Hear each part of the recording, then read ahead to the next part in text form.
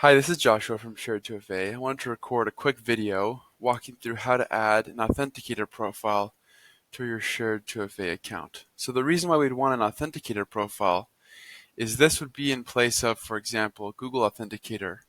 Most websites allow for two-factor authentication through a phone number, whether that's SMS or a phone call, but there are many where that doesn't work or they don't allow VoIP numbers.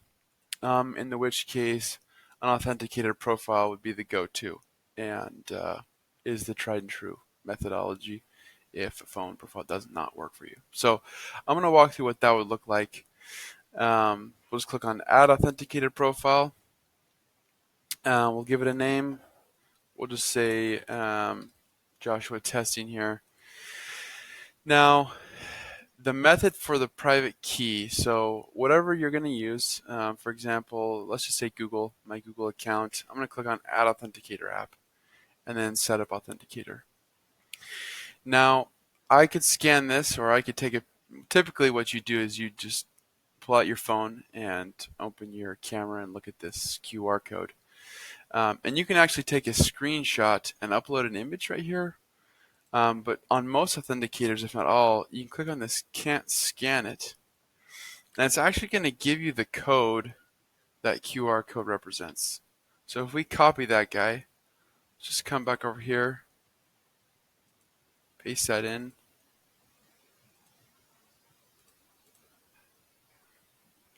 create this new profile. Awesome. Now, next I need to associate a Slack channel to that profile. Basically, this Slack channel that I choose is going to be where I access those codes. So I'm going to choose customer testing. Awesome. Now I've received a message. Hi, I'm the Shared2FA app. Joshua's just configured me to reply to these types of messages in the Slack channel. So now all I need to do is I need to type